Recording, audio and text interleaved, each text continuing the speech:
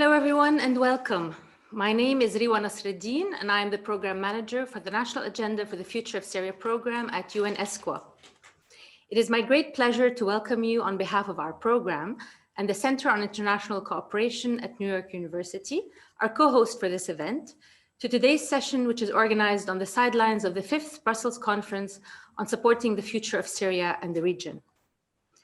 What began 10 years ago in Syria as protests demanding reform quickly deteriorated to a long and bitter conflict and to a breakdown of security across the country, providing an opening that extremist groups would exploit and paving the way for the arrival from Iraq of the Islamic State and its eventual control of the northeastern city of Raqqa. 2 years after the Islamic State's territorial defeat, Syria's northeast remains highly insecure, painting a worrying picture for the future.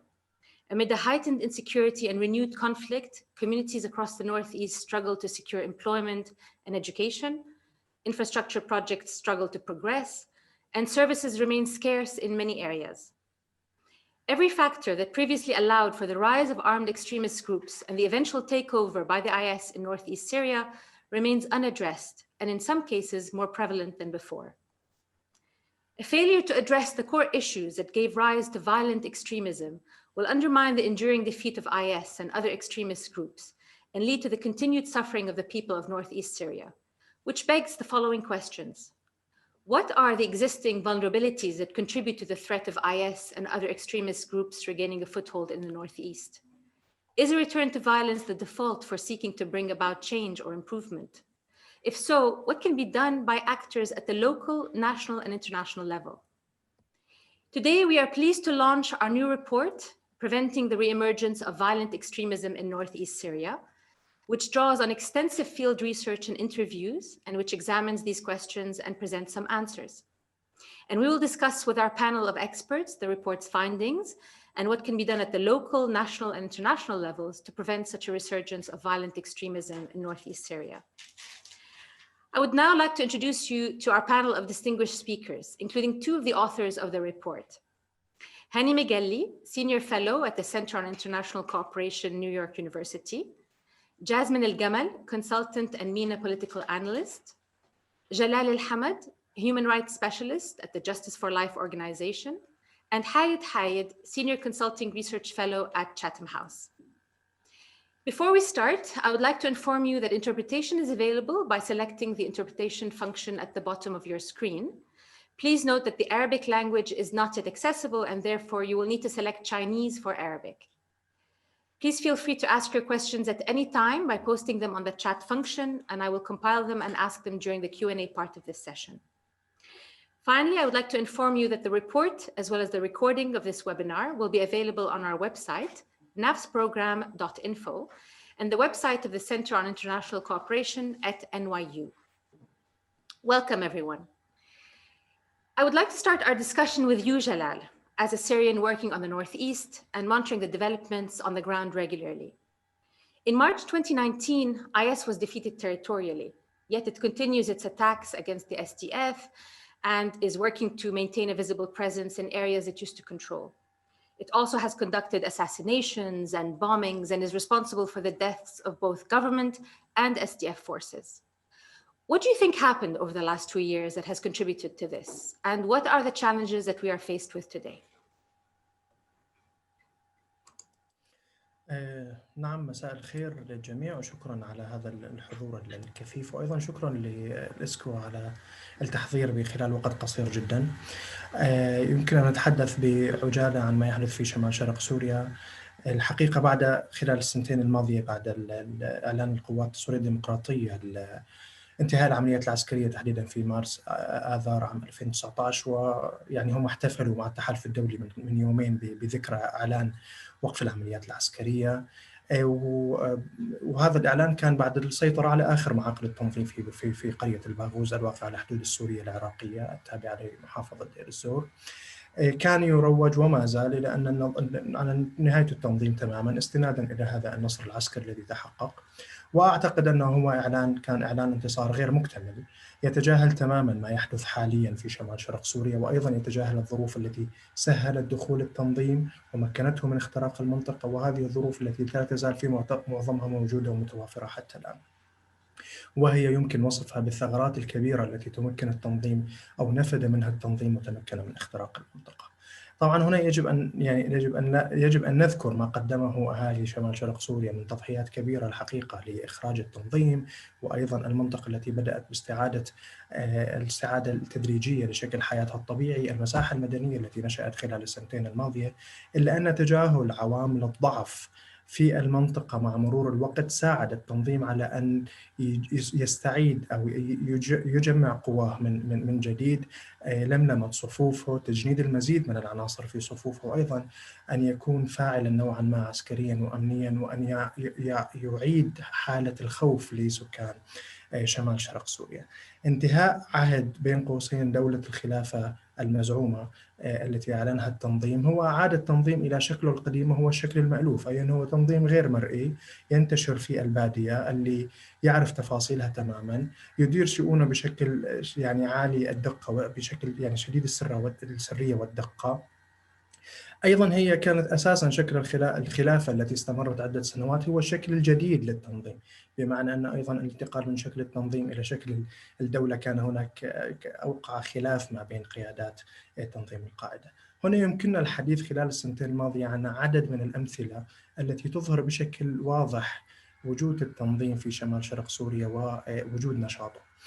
على سبيل المثال، أولاً التنظيم ما زال يوجه تهديدات جدية للعديد من النشطاء، للعديد من الشخصيات، المجموعات التي تعمل مع المجتمع المدني، وأيضاً التي تعمل مع القوى المحلية، قوات سوريا الديمقراطية، أو أيضاً بعض الأشخاص الذين يصفهم بأنهم يخالفون الإسلام أو يخالفون شرع الله. فعلى سبيل المثال في الشهر الأول من هذه السنة قتلت قياديتين من سوريا، من المجالس المدنية تعملان في قرية تلة شاير في ريف محافظة الحسكة بعد تهديدهما، وأيضا قتل شخص في ريف دير الزور اسمه عبد الرزاق شيخ عيسى، وأعلن التنظيم مسؤوليته عن هذين العمليتين عبر المعرفات على مواقع التواصل الاجتماعي المقربة منه.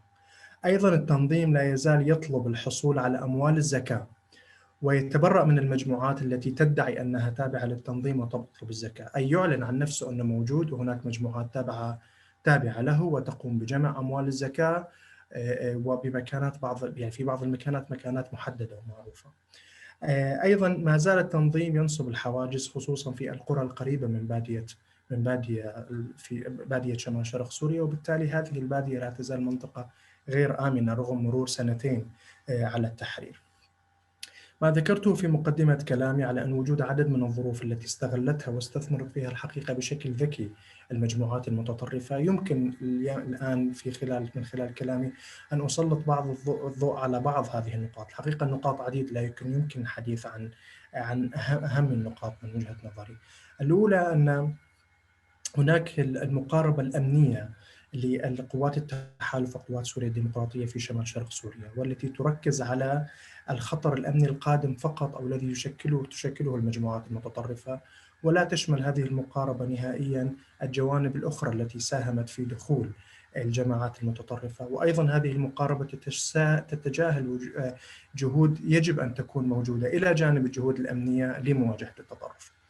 فلا تظهر لدينا الآن رؤية واضحة لمستقبل المنطقة، وهذا ما يبقيها في إطار المجهول. وأيضاً نتيجة هذا الوضع فإن التحالف الدولي يعتمد على حلفائه العسكريين في المنطقة في إدارة مختلف مناحي الحياة وليس فقط في الجانب العسكري. فنلاحظ تدخلات يعني كبيرة من عناصر أمنية في عمل المجالس المدنية ولجانها وأيضا الهيئات القضائية في شمال شرق سوريا. هذا كله أدى إلى وجود منظومة فساد تتدخل وتتسع الحقيقة في إدارة شمال شرق سوريا، إضافة إلى غياب الآليات المحاسبة، تردي الأوضاع الخدمية، زيادة الفوارق ما بين المتنفذين في هذه المناطق وحواضنهم الشعبية، وأيضا ما بين المجتمع المحلي، وهذا وسع الهوة ما بين الإدارة الذاتية والمجتمع المحلي في شمال شرق سوريا.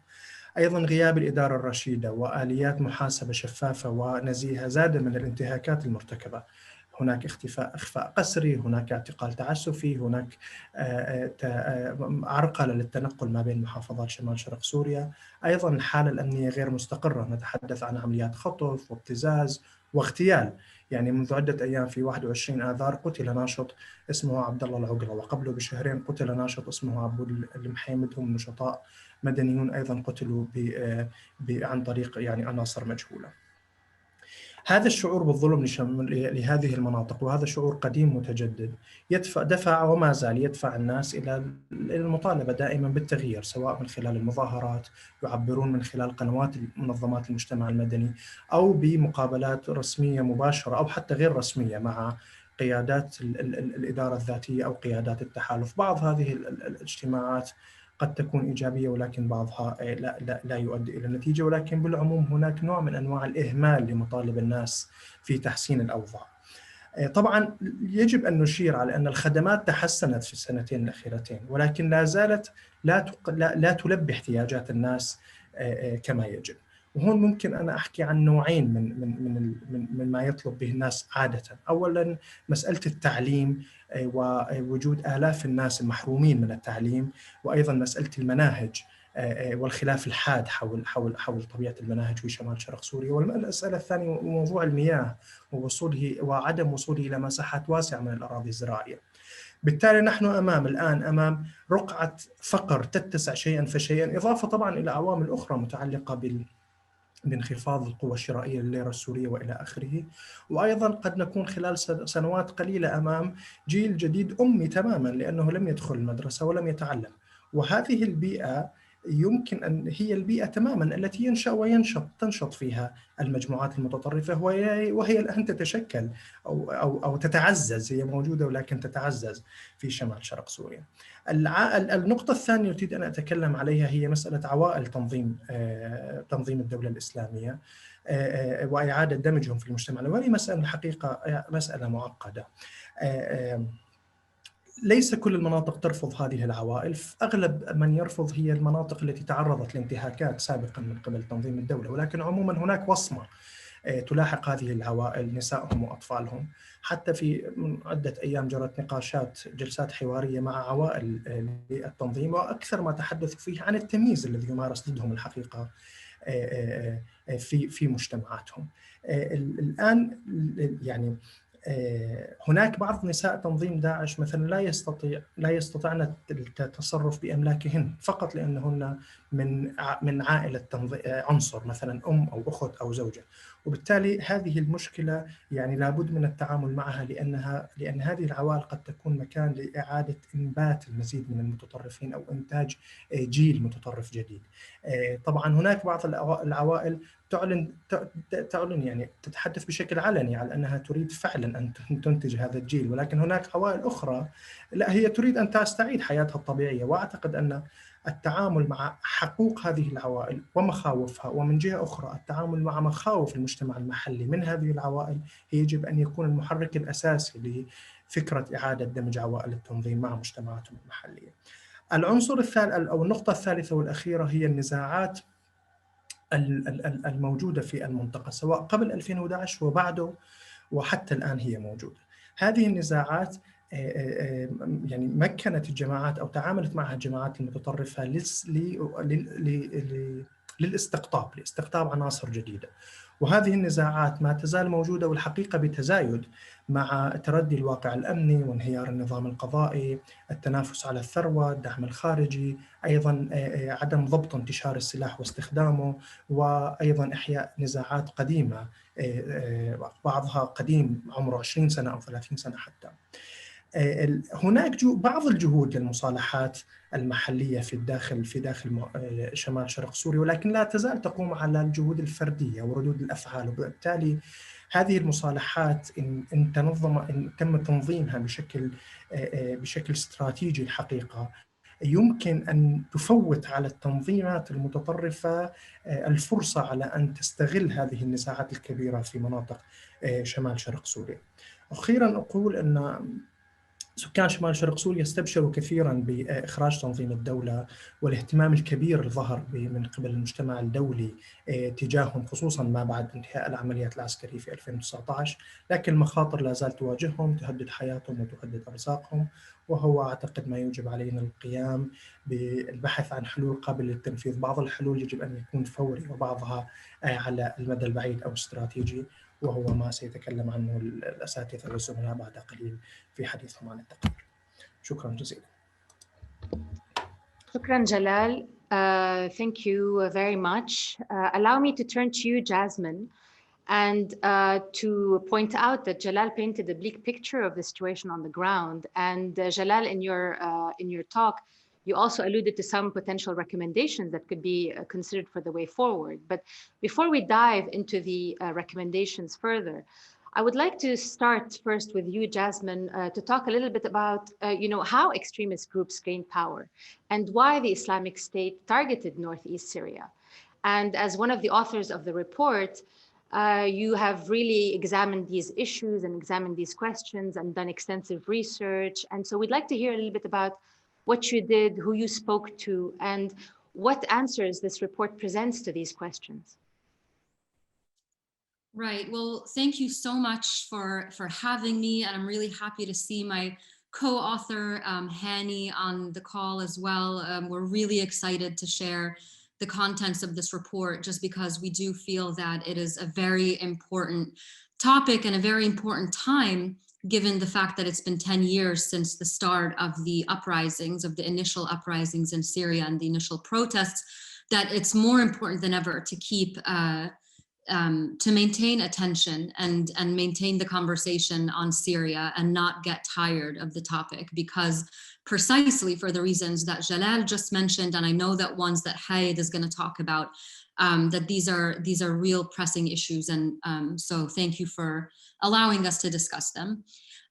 What I'd like to do is, first, I'll just explain very briefly how we went about doing the research for this report, just so that people have a bit of background. And then I'll go into what we found in terms of why ISIS was able to take over the Northeast in the way that it did, what were some of the main factors that led to the takeover. And then I'll go a bit wider and more forward-looking to talk about some of the findings of our report for those looking at the future of the Northeast. So I'll start with the first, which is the methodology. We really wanted this report to be based on real stories and real experiences of Syrians themselves. And so we tried as much as we can to incorporate the experiences of Syrians, both living in the Northeast and Syrians that had been exiled or had to flee the Northeast, who were living in Turkey, in Germany, in New York, in Washington, DC, in Lebanon, and various other places. And so the research was sort of divided into two parts. One was in-depth, sort of long-form one-on-one interviews that I did with Syrians living outside of Syria, but who were originally from the Northeast and had experienced life either under the Assad regime or under ISIS or both. I did about 20 of those interviews. And then the other part of it was surveys that we did with about 100 people from across the Northeast who are still today living inside the Northeast. And the surveys comprised of about 30 to 32 questions that really delved into everything from quality of living, psychosocial circumstances, economic circumstances, both in three phases: under the Assad regime, under ISIS, and then under the SDF, or the Autonomous Administration's control. And we took that data and we looked at all of the responses from people who were both male and female, different ages, different religions in the Northeast. And then we compiled some of the answers that really, I mean, I don't know if we were really surprised at this, but it really, we found that a lot, most of the people that we talked to really were saying the same things. I mean, it was clear that the themes that were coming out were very strong and very consistent across the board. So that's the methodology. That's how we went about doing it. And so what we found is, I'm going to go through sort of quickly because I know we'll have more time to discuss in the question and answer session, some of the main reasons why ISIS was able to take over the Northeast. Now, we know that there are reasons why ISIS chose to target the Northeast in general. I mean, the Northeast was rich in resources at the time. There were, easy links, tribal links and logistical links between ISIS territory in Iraq and the Northeast. There was also an emotional connection with Dabiq and places that ISIS felt that they sort of had claim to historically. So those were some of the reasons why they deliberately targeted the Northeast. But what were the actual reasons why they were able to take over? So what we found was, first of all, the conditions that were set in place that allowed for the eventual degradation of the situation to the point where ISIS could take over actually started well before Bashar al-Assad. These are historical, structural vulnerabilities and inequalities that sort of set the stage for this eventual takeover. We called it in a report Authoritarian Legacies.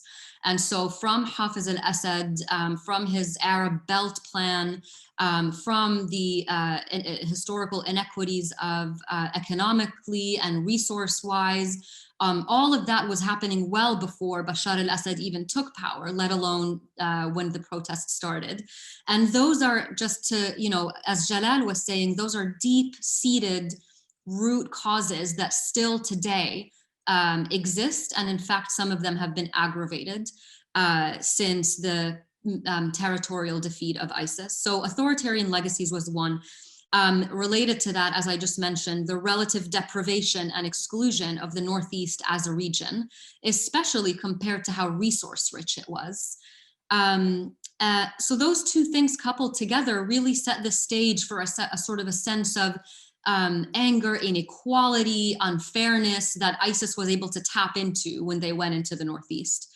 Once the conflict became militarized, we found that the Syrian government's increasingly sectarian rhetoric was something that ISIS was able to kind of bounce off of and magnify, as well as a desire for revenge, that people were joining ISIS because ISIS was giving them an opportunity to avenge either things that had happened to them or to their families under the regime or under other armed groups as well.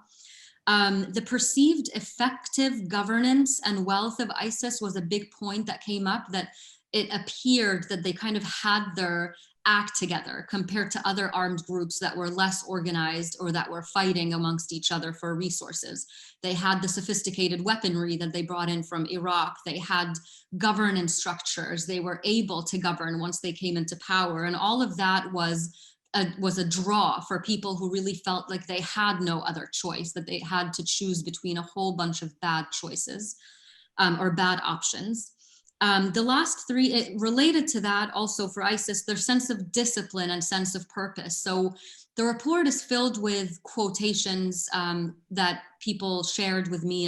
And one person shared about how, well before ISIS had declared their caliphate, the fighters were showing up in Syria with a sense of purpose and excitement and clarity and a clear vision that was missing with other armed groups. And so that was a draw as well, especially when people felt like they had no purpose in their life, like they individually didn't have purpose anymore because of the conflict. So that sense of clarity and purpose and governance and effective governance from ISIS was a big draw. Finally, two things. Obviously, the economy was crumbling all around the region as the conflict continued. And so that was something people were sort of getting desperate and trying to join whatever group that could help them survive, basically. And that brings me to my final point, which is that we really found that ideology, out of all the reasons that people listed for either having joined ISIS or at least passively supported ISIS, were not to do with the ideology. It was very, very, very small percentage of people that mentioned ideology as a point of view. And I mentioned that point as being really important because I think that especially in Western countries, when they talk about extremism or countering violent extremism or ISIS, they really focused a lot on the ideology point. And we really wanted to make it clear in our report that that is not why people were joining ISIS. It was purely out of survival and out of much more practical issues on the ground. So very quickly, just in a minute or two, I'm just going to go into, okay, so what does that tell us? What were the findings? What does that tell us about the situation now? And what are the sort of warning signs or the vulnerabilities that we have to look at now? And I have to say that this also applies for people who are working on extremism in anywhere in the world, because these are issues that were not just common to Syria, but that we can find in other places where militant organizations have taken hold. So I'll go through these quickly, like I said again, and then we'll talk about it more in the Q&A if people want. So in general, a lack of justice and accountability, coupled with ongoing violations of human rights and rule of law, is a big warning sign. And of course, we can see that in the Northeast right now, with human rights violations happening in on the part of multiple actors in the Northeast, not just the SDF, but also Turkish-backed groups and state actors and so on. A security vacuum that was resulted from the prolonged and unresolved conflict and the spillover from Iraq really aggravated it.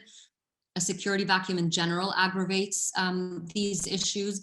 The real or perceived marginalization and discrimination of communities is a big drawing point that ISIS was able to draw on in the case of the Northeast. Of course, corruption and impunity on the part of the ruling elite.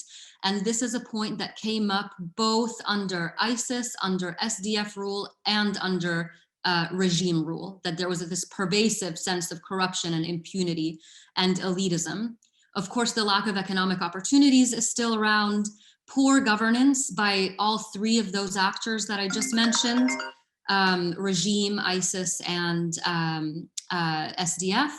Of course, and this is really important because it's one of the gaping holes right now, is opportunities for radicalization in detention or displacement camps. So I'm talking about Al-Hol, Roj camps that are not being adequately paid attention to and that are a huge red flag in Syria right now.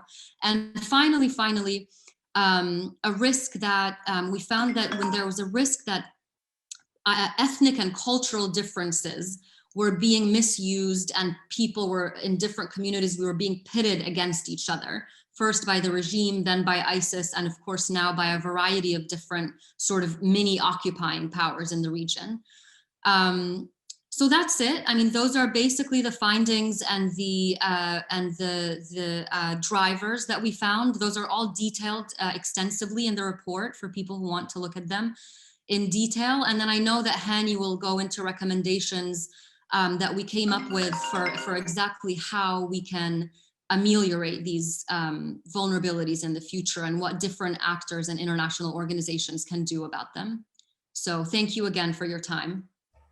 Thank you so much, Jasmine. And you really highlight, I mean, the vulnerabilities that actually existed before, and Jalal highlighted some of the same vulnerabilities that exist today. So, and the findings that you mentioned, including the point about ideology, is quite an important point that we need to take into consideration for the way forward. And thank you for offering those thoughts for our consideration. And Hani, let me turn over to you now. And let me say first that this report is really coming at a critical juncture for the Northeast, and our event today is being organized on the sidelines of the Brussels conference.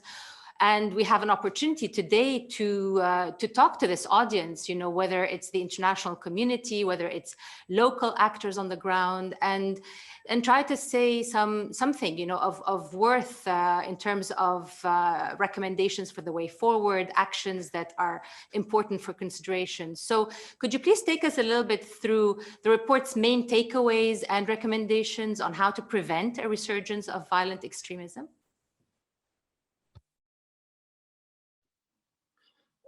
Thank you, Riwa, and thank you, Asqua and NAFS, for partnering with New York University, the Center for International Cooperation, where I sit, in getting this important study together. And we're very pleased it's now launched, and we can really start looking at the next steps. And I'd like to thank Jasmine for doing such a great summary of the methodology and findings in the report. You know, as I look at, you know, because once we have the findings, we are looking at what comes next. You know, how can the situation be improved? And specifically, what can donors and programmers and organizations who want to assist in the Northeast, what can they do to assist?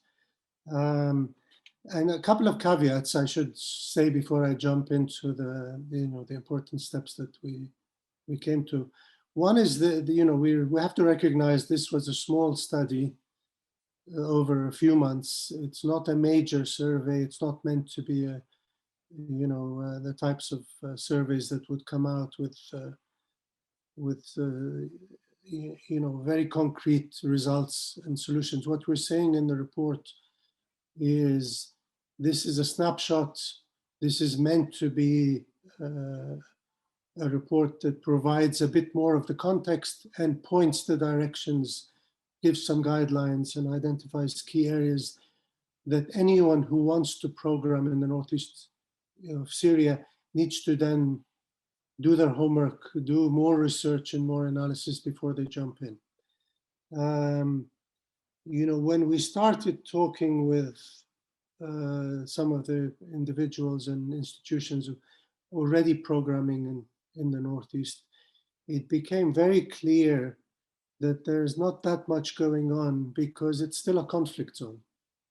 And because it's still insecure and it's a conflict zone, and because for international organizations, many of them have to get permission in Damascus before they can invest or program in the Northeast. It's really been left very much to international civil society organizations or non-governmental organizations to be on the ground.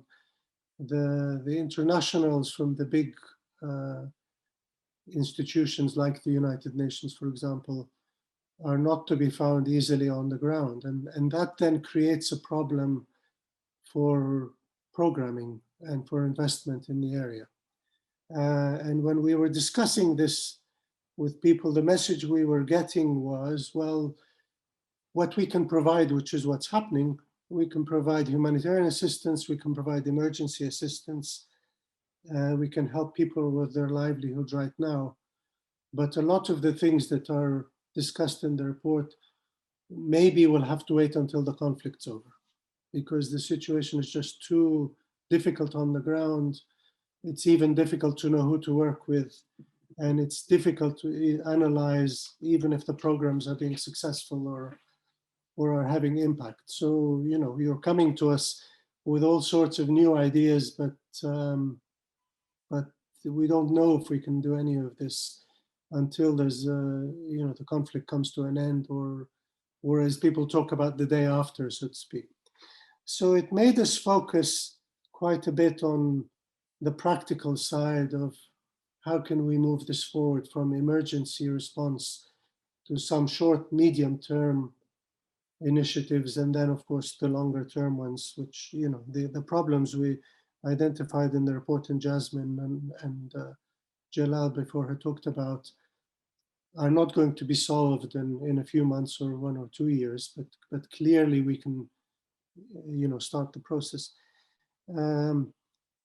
And one clear area we've identified is, in order to do good programming, you need to have a better understanding of the context on the ground. So you need to gather the data, and you also need to understand who else has been doing things and whether those things have been effective or not on the ground.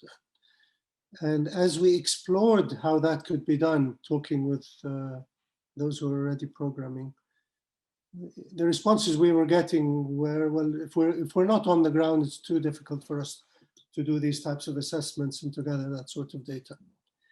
But actually, and this is a little bit of the added value, I think, of this report, and throughout the report, we bring it up. There has not been enough effort to work with local actors, Syrians on the ground, who can help do a lot of the work that in other circumstances internationals may be coming in and doing themselves. The challenge is how we make those links with the local actors. And so one of the conditionalities, in a sense, that we've put before the recommendations in the report is to work with local actors to do the sort of data gathering, whether it's on the root causes to the problems or on whether programs that are in place now are succeeding or not. And as an example, we faced the same problem when we were doing the report, and as Jasmine pointed out, we were able to work with people on the ground to do the survey. Normally, people might have come in and worked on the survey from outside, but we were able to find the people to do the survey. And so this is, I think, one essential area that enlisting local actors and then building their capacity to help you in order to understand before you jump in and do the work. The second, I think, conditionality we put was, again, the responses we were getting were, that sounds nice, but we don't really know many of the people on the ground. And that in itself is a challenge. And so one of the recommendations we were making in the report is, well, why don't we invest in a mapping of who's doing what on the ground from the local Syrian actors and some of the international CSOs and get a better sense. Maybe what's needed is a sort of electronic register. It's been done in other parts, in other countries. So why not try to do this in the Northeast? And again, identify actors who can begin doing this. It's being done in, here, there, in small bits, but it has not been collected into one register that then allows people to understand who's working in which sector, who's working on what issues, who can we potentially partner with if we want to invest in this particular area. There are potential security issues, of course, with the register, but I think there are ways that can overcome this, and it needs a bit of investment and heads put together on it. Flowing out of that, of course, is the question of, if you've identified local actors you're going to work with, is then building their capacity also to help them be as effective as they can be on the ground. And again, it's not simply a question of trainings by internationals of Syrian local actors. What we also recommend is linking up the Syrian local actors with local actors in other countries around the world, in other countries within the MENA region, where they're facing similar problems, because it's a big leap from providing advice that's based on international analysis, which is always very, very useful and important, and providing skills that have been gained, to putting people in touch with each other who have had to face on the ground challenges that involve making decisions about ways to go forward, tackling the political issues, the violence issues, the community issues, the sectarian issues, etc. And there it would help to make those linkages. The other thing that we looked at, which became very clear, is the local actors themselves on the ground, let's say working in the development sphere or in human rights or in security or in governance, rarely are in touch with each other on the ground because they're working within their spheres. As we say in international spheres, we talk about the silos, they exist everywhere. And on the ground in the Northeast, we have a similar issue where they're not talking to each other. And so we recommend investment in bringing the actors together on themes and issues where they can look at what they're doing from their own perspectives, but then develop coordinated strategies that would help them take forward the work. I think, I've emphasized a lot these conditionalities because I think if we don't go to the trouble of developing these areas, then we fall back into programming that nobody really knows is having an impact on the ground or not. And it's a little bit more of a hit and miss. And it's also a little bit of throwing money into areas that actually may not need it because the analysis has not been done properly. Now, to summarize very quickly, and I'll be very quick because I know time is short. You know, we tried to cluster the areas into the sort of security issues, into the trust issue, which came out through the surveys and the interviews, into trauma, which again came out. This was the #2 issue that came out in the surveys. You know, the people are traumatized and need psychosocial assistance and help, and they're not seeing that being provided. And of course, into livelihoods. And you'll see in the report, we've come up with like 9 clusters. I'm not going to go into them in a lot of detail, but the #1 area everyone talked about was improving security and respect for the rule of law on the ground. And we come up with a number of recommendations there. Again, it's not new, it's been done elsewhere. And again, we're not trying to be prescriptive. We're saying these are the types of areas that could be explored by donors and by programmers who want to help in this area. We've identified, of course, trauma relief and psychosocial support. The issue of governance and corruption was very prominent, and we again identify a number of steps to be taken there. Ensuring access to justice was very important for everyone, and we have identified a number of steps there. We've recognized that I started with it, strengthening civil society and engaging with local communities. This is not going to happen nationally, it has to happen locally, and the links between the internationals and the local communities have to be strengthened. And again, the steps we outlined right at the beginning may help with that. Education, skill development, employment, again, came through, which links us with youth and empowering youth in Syria and empowering women. And then we also recognize the message is very important. And we've made a number of recommendations on strategic communications and social media. We can answer questions on all of this, and of course in the report and afterwards, but I think I should really stop here and give Haid a chance to also come in. Thank you very much, Riwa.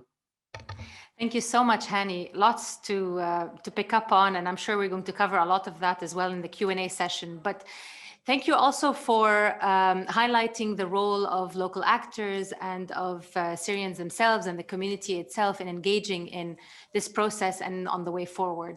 And so, Haid, allow me to ask you, as a Syrian and as someone who's been working a lot on the Northeast and someone who has, people, people, you have a large network. What are your thoughts on these recommendations, and what would you add to these recommendations? Thank you, Rewa. Thank you, and as I said, I was all of it, to be honest. I just want to add 2, I think, main points that were not highlighted maybe as prominently during the discussion before, and those are the issues that I've in a way found whenever I've been like talking to people on the ground in the Northeast, but also elsewhere, when it comes to what are the main issues that are facing the reintegration and rehabilitation, or at least countering ISIS in general as a process. And there were, I think, 2 main issues that were clear that I could add to what has been already said. One is lack of trust. Lack of trust in different aspects and processes and individuals and players as well. Lack of trust in that what's happening is right now is serving justice and holding the perpetrators accountable for the violations they committed. Lack of trust in believing that the people who have been released or not being detained have changed and they are not threat to the people, their communities and people living around them. And then lack of trust in being able to, in a sense, believe actually in their leaders. And here I'm talking about the tribal leaders, who are usually used as the main sort of, I would say, contact person or process in order to know what communities are feeling, especially that area is tribal area. So people don't trust those tribal leaders in general for many reasons. Some of them that because the tribal leaders who are usually consulted on some of those issues are not representative. Others are using their connections in order to release people they know, but they are not fulfilling their the role as community leaders. So this is the main issue, and the other issue is lack of justice in general, which I highlighted some of the aspects. But I think the main aspect when it comes to justice in particular is that first, people don't really know, they don't have access to the legal proceedings that are happening behind closed doors. And for sure, there are security concerns when it comes to that, when it comes to the protection of the judges and all of that. But the victims should know why the people who are being released are released, to know maybe they didn't commit crimes, they didn't play any role in actually killing anyone, so their hands are not full of full of blood. But even those who are being in a way sentenced, people also don't know that those people are being sentenced. So in a sense, they don't know anything about what's happening there. And on a different note, they also the process and the courts themselves are only focusing on whether the person is part of the group and has committed crimes in general, but they are not really looking into the personal responsibility for the personal crimes or that individual has committed. So again, the victims feel that the crimes committed against them personally were not addressed, and the perpetrators are either set free or they are serving sentence, but that sentence is not enough. So what could be done here? I think that the main point is that for sure we can always talk about short-term measures that could address one issue or another, like reforming the judicial system and working on the reconciliation process that are happening right now, involving more communities. But I think what we need, since that everyone has been pointing out that the fact that most of the factors that allowed ISIS to emerge in the first place are structural factors, are factors that have existed way before ISIS emerged, and they still exist right now. So in order to address such issue, we have to have a framework that is addressing those issues. So we should not only depend on some sort of ad hoc mechanisms in order to solve this issue or that issue. The solution should be as comprehensive as the problem itself. And for that, what I'm suggesting is to use transitional justice as a framework in order to address some of those issues. So first of all, trying to identify using mechanisms such as fact-finding commissions in order to establish what really happened, allow victims to talk about their suffering, talk about for others to acknowledge the crimes committed against them, but also to in a way help the legal process that is struggling right now, because you have hundreds of fighters who are in jail, and there's no capacity to process and vet what each one of them has committed. But so this is one issue. The other issue, or the other mechanism that could be used here, is to be able to make advance or at least enhance the healing process for the communities themselves. Because again, when I talk to former ISIS members, and I've talked to many too many of them over the past few years, it's clearly that, as Jalal mentioned, most of them are stigmatized, they're isolated, they are not allowed to have a normal life in the community. And some of them, yeah, for sure, they especially those who committed crimes, if the community doesn't feel that those people have actually, they feel sorry and they have paid for their mistakes, they will not allow them to go back. So what could be done in order to facilitate that process and allow that to happen? I think here there are many mechanisms that also could be borrowed from the transitional justice mechanism or framework. But one important one is to either facilitate or somehow allow those individuals to in a way apologize as some sort of moral compensation for the victims, either privately or publicly say that we are sorry for what committed. Also, to some of them, especially depending on the violation itself, sometimes they might need to pay some sort of material compensation, and that could be money, but that could be also helping someone to rebuild the house that they contributed to destroying themselves. And last one is, I think, that establishing some sort of avenues for people to allow the interaction between communities and those individuals, because that will allow the individuals, that ISIS members, but also their families, to talk about their own experience, why they joined the group and what they are going through right now, but also hear the sort of the suffering that they have caused, maybe not directly to the individuals, and creating those sort of spaces, I think would definitely advance the healing process. I know that we're running over time. I've written a paper on this, and this is a bit of self-promotion, sorry for that, but there, like, many could be said on what and how transitional justice could be used.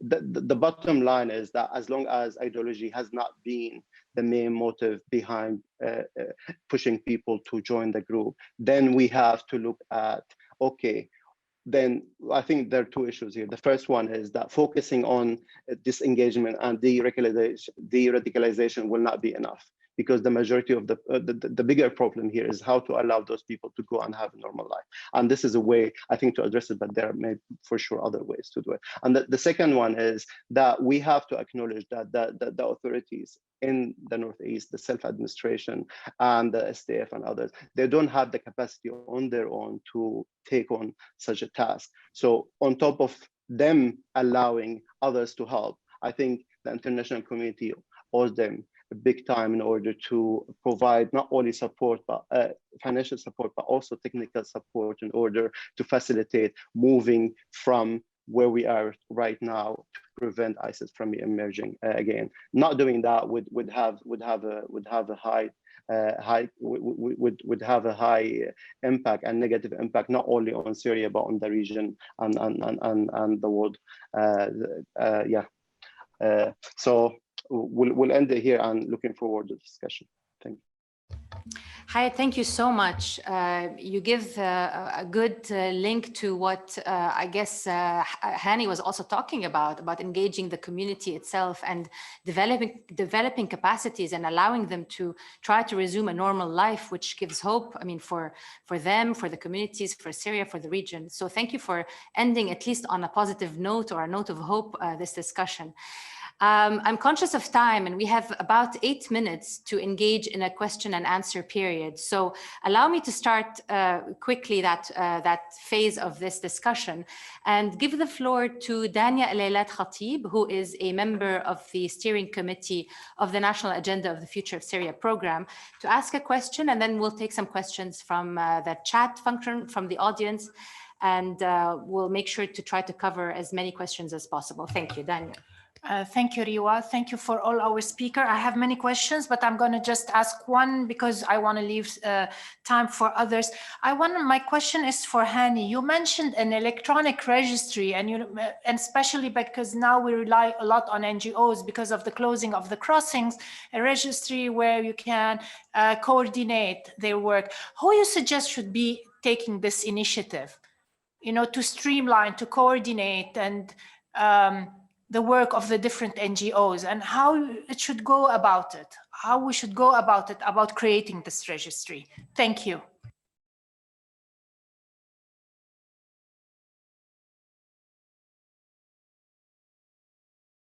Please, Hani. You want us to answer questions one by one? Okay.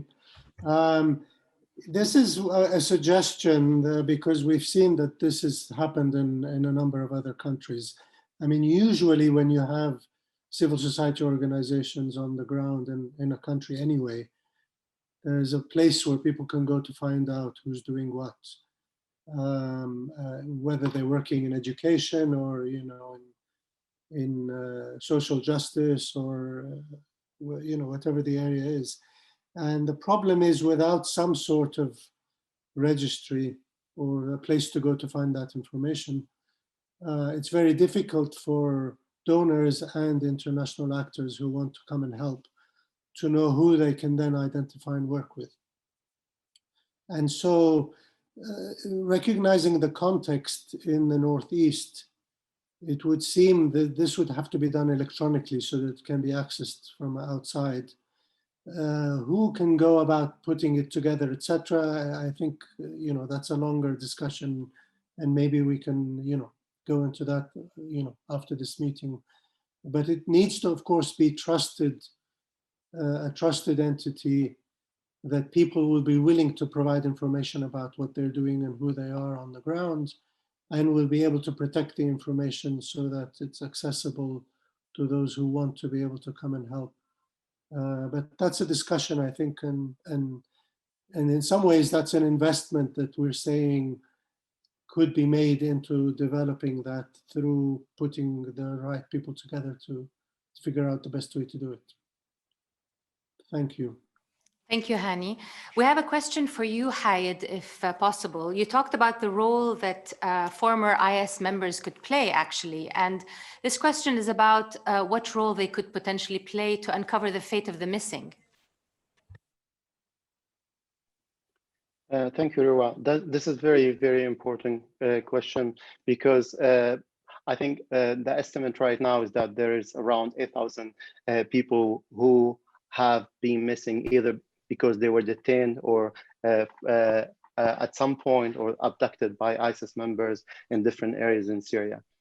And there are two issues here, I think, because ISIS has been quite thorough in documenting everything. The idea is that first, try to benefit from the big number of detainees right now in the custody of the SDF, in order to know where those caches of information are. And then the second one is to be able to interview those people and then ask them about, especially those who were involved directly or indirectly in the management of prisons, in order to know the fate of the individuals who were kept there, or the fate of the individuals who might have been abducted by the group themselves. So sharing information, allowing them to share information, but also I think that could be also linked to what I was saying earlier. When people say that we are sorry and we regret what we have done, in a sense, there's a lot that they could do in order to show that they show their remorse, but also alleviate that the suffering of the families who still don't know that the fate of their loved ones. I'm one of the people who, my cousin was abducted in Syria in 2013 by ISIS, and until now we don't know what happened to her. So yeah, there are many others people like us who are waiting for an opportunity to know what happened to their loved ones and if they're still alive or not. And a lot could be done on that. But I think establishing mechanisms in order to collect information and data from those people. And again, the SDF doesn't have to be the only one doing that. There are organizations who would be willing to do that, but they need access and support in order to do so. Thank you. Thank you so much, Hayed. We have a question as well from the audience regarding the women and the families actually in Al-Hol camp and programs, and the question is on whether or not there are programs that assist them eventually when they go back to their countries or even in the camps themselves. So I'd like to maybe direct this question to Jalal, if you don't mind.